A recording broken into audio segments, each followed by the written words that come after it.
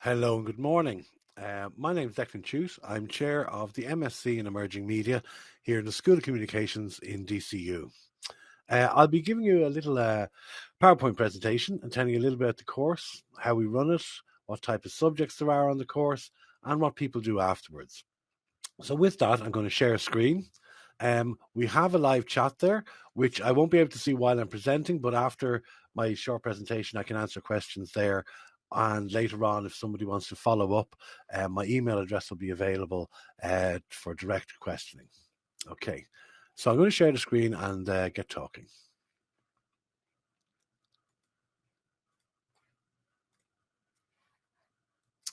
Okay, so I'm here to talk about the MSc in Emerging Media. We're in DCU University on the Glasnevin campus, the main large campus. What I'll do in this presentation is have a look at the course structure and content, what we make and how we create, because this course is all about making media.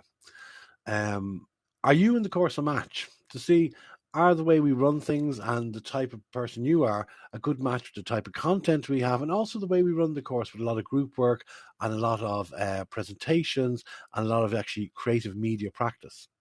What do graduates' prospects like? Where have our graduates gone on to work? What type of careers have they built for themselves? And then a couple of slides about how to apply through the system. So what do we do? Well, we make things. And more importantly, we make them for people. One of the things we do, because we're in part of the School of Communications, we're not a computer science or engineering school, or we're not a school of design, we think about our audience an awful lot. We think about who we're telling stories to, what messages we want to communicate to people. And we use new and technologies, new platforms, new pieces of software that haven't quite settled yet to do all this. We focus on our story and on our users, if there are people who are using, say, something like a phone app or a tablet app, our visitors, if there's someone coming to an art exhibition or an installation, and our audience, if it's more linear media, more in the lines of legacy media like a documentary or a film or something like that. What we always try to avoid is that things can look nice and sound beautiful, but it's more than just getting the technology to work or getting the thing to be pretty. It's about connecting with someone and engaging with them. Now, how do we do this? We do this through 3 semesters. So you'll start in September, and at the end of July or beginning of August the following year, you'll actually hand in a final major project. So it's run across 3 semesters.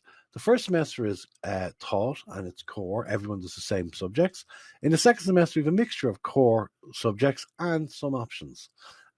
This means that everybody across semester 1 and 2, so semester 1 runs from September to Christmas, semester 2 from January out to April, and then semester 3 is across the summer, where there's no taught courses, but you'll be working on a major project, a thesis mixed with practice. So you'll be making some piece of media in a group with other classmates, and then you'll be writing about that piece of media as well.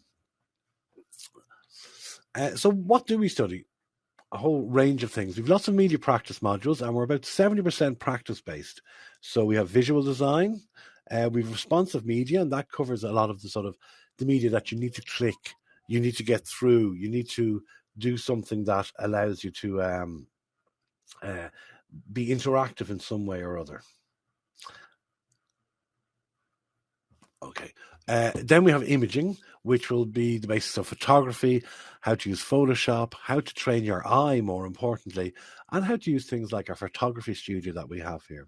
Within audio and sound design, we get beyond just simple recording and location recording with Zoom recorders and in studio to actually thinking about, well, where else could we put it? How is sound different if it's inside a game than if it's inside a movie? If it's from a film, if it's for a documentary versus a drama, or if it's for a live sound installation? How do you deal in all these other different contexts at once? Depending on who your audience is and what your app or your game or your piece of media is about. In moving image and video, yes, we do straightforward video and interviewing and that, but we also do a lot of moving image. We do creative graphics, motion graphic design, and how to deal with images on different screens, because we're not always going to have it on a television or a movie screen. Sometimes it'll be on a phone that's in your pocket. It's a different screen size. It's a different place to watch it. It's a different viewing experience than sitting with friends watching a television together. So we have to think about those while we are making a really nice looking movie that has a great story and great characters. We also then think about, well, where and when is somebody going to engage with this? Screenwriting obviously is fundamental, because regardless whether it's an audio based story, or it's a moving image based story, or it's even an animation, you'll need a strong script that lets us know about the plot, about the characters, what makes us lean forward into the screen to want to know more and hang on longer with these characters. That's the production side. On the theory side, we have theories of understanding social media and, say, emerging media praxis up in semester one. These, along with social media structures, practice, and applications, and media audiences and consumption, mean that while we'll be making beautiful looking media, it'll be about something. We'll understand what hooks an audience in. We'll understand the implications of the messages we're putting out there. Not only how we'll talk to somebody, but also the ethical implications further on down the line of the new piece of software we might make, or the new app we might make.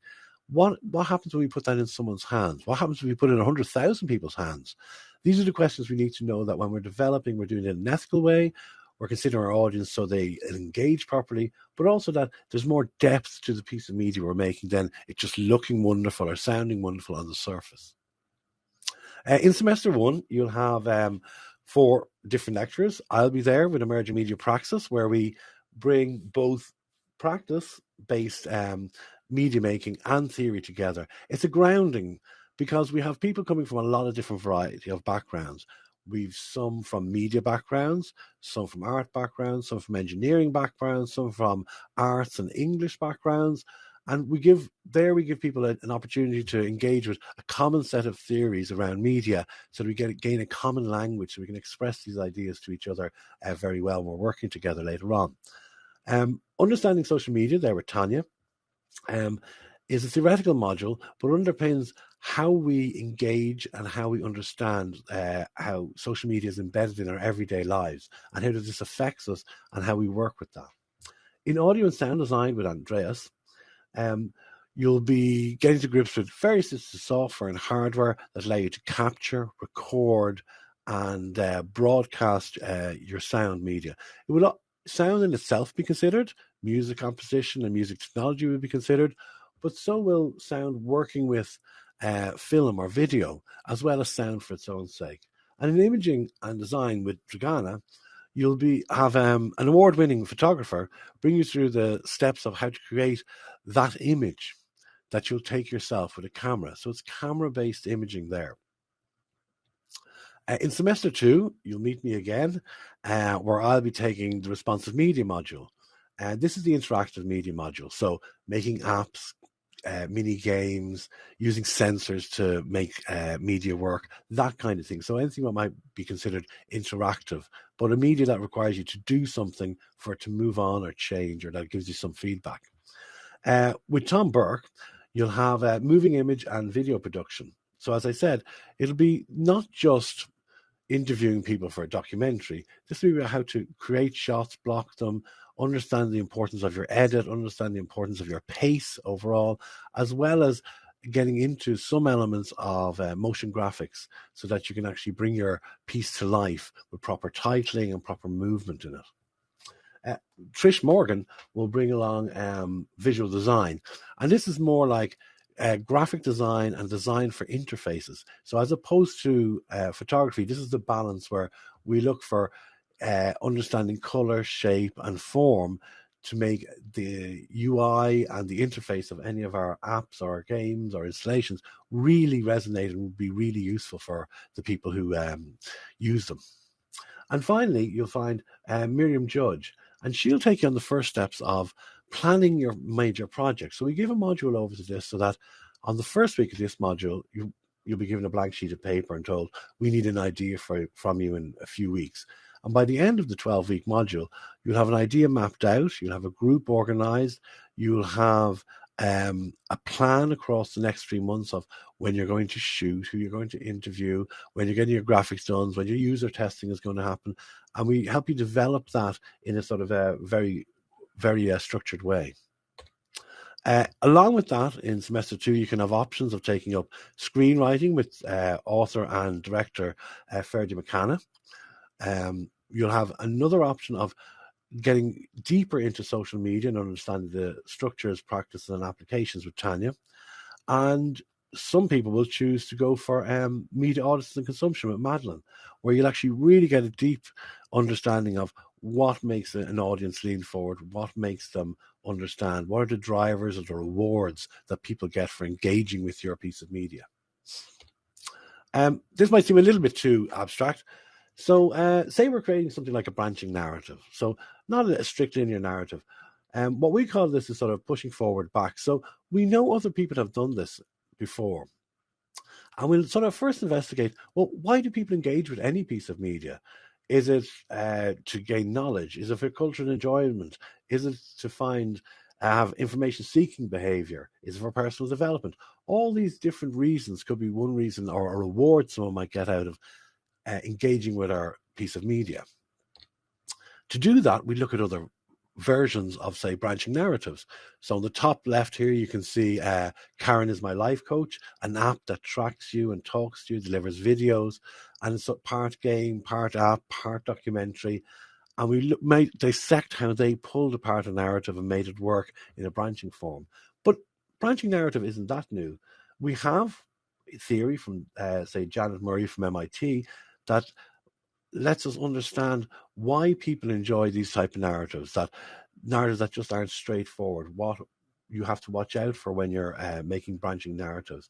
We'll look even further back to literary examples with Louis Borgia there and his idea of the labyrinth, how that's really, really important. So even from book form to bring it to screen form, and it could be even to a more story-based and narrative-based game like Life is Strange. We could take some ideas from there and see how they stand up with our idea of a branching narrative. Again, though, it's not all going to be just games and brand new apps. We could go back to Finnegan's Wake from James Joyce and see how a branching narrative worked there. Or we might look to Hollywood with Sliding Doors or Thin Red Line or Lola Rent, Run Lola Run in English, and see how multiple narratives and multiple stories can be intertwined in a very clever and satisfying way. And obviously, we look at something like Kino Automat, one of the first branching narratives for a mass audience, where a whole movie full of audience had a red and green button and could choose at the end of scenes which choice to make and sort of make their way through this film that had multiple branches and multiple directions in it. So we will look a lot of different places, both from literature to standard sort of legacy media to apps, and say, well, what ideas will work for our storytelling and how will we use these to make ours more engaging? Then we look at, so where is this person going to get into this media?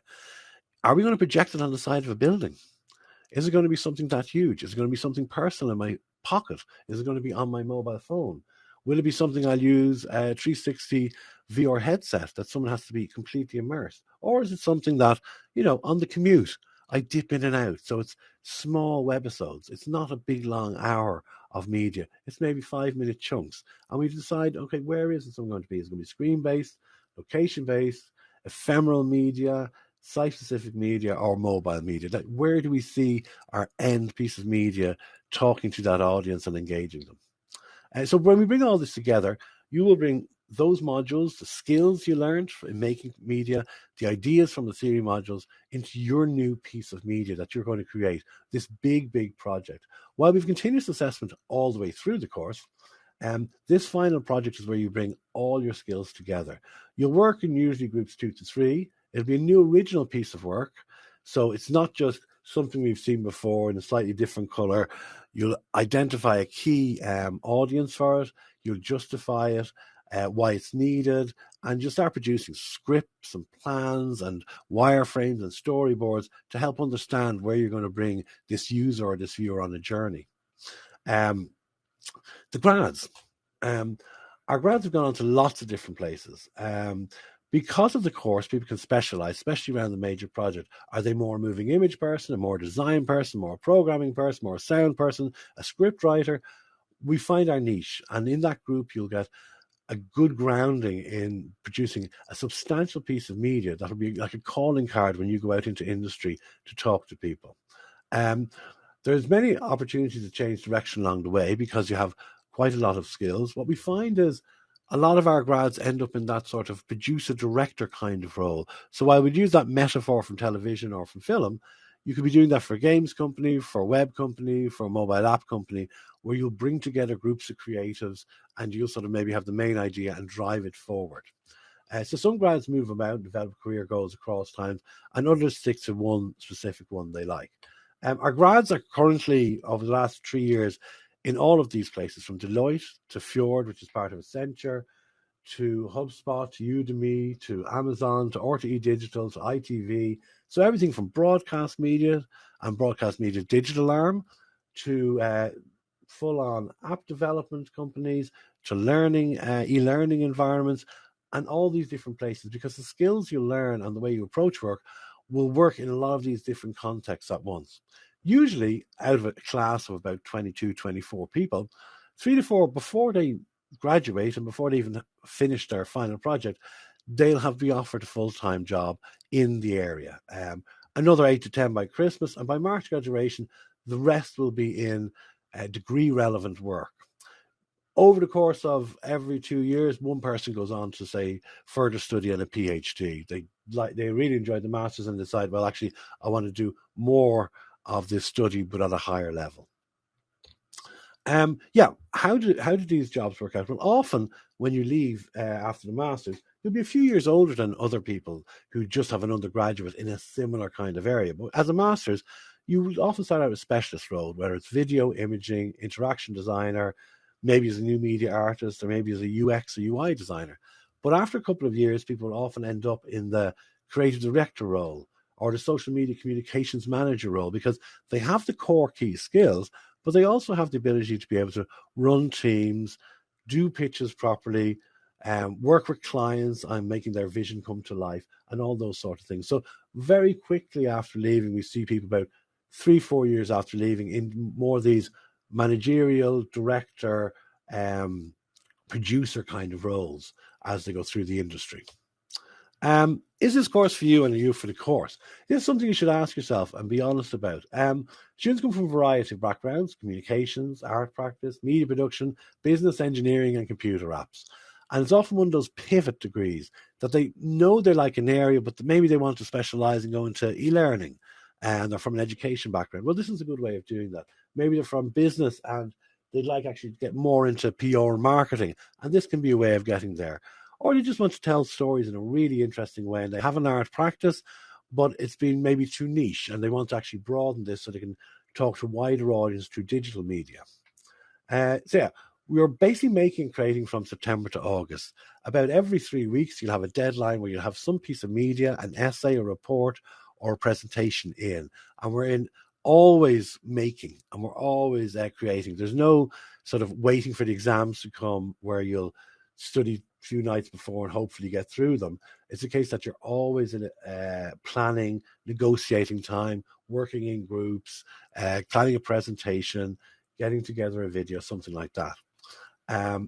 If you're not comfortable with groups, question whether this is for you, because that often is a block for some people who take it, but most people really enjoy the collegiality and also the class, because it starts together and everyone goes through in the one sort of year. There's a real sort of sense and a spirit in the class where people help each other out. So I might come from a background where I have more technical knowledge. You come from a background where you have more sort of scripting knowledge, and maybe we can trade off on those or bond over those and make that project we wouldn't be able to make on our own because we've all this variety of different backgrounds in the class. You complete 70 credits in course modules and then 20 due to your major project. It's all continuous assessment, media production, essay, and reports. You need minimum of a H22 or some related professional experience. Along with that, we look for about 750 word to 1,000 word personal statement where you can tell us about why you want to do the course, what your influences are. And between that and the CV, you can share any work you have. So you might have something on a YouTube channel, on a SoundCloud, that'll help us make the decision that, okay, this person really is for the course and I can see a good match there. There's a certain level of English competence if you're not, if English isn't your first language. You can apply for the full-time course online at www.dcu.ie/DC605, and you'll see the requirements and the contact information there. Now I'm just going to check over on the chat to see if there are any specific questions. Okay, nobody there. So that's me at 12:20. I don't see anyone there. What I'm going to do is stop this stream so that the next presenter can get in. And I'm going to pop my email address there in case anyone needs it to contact me later on.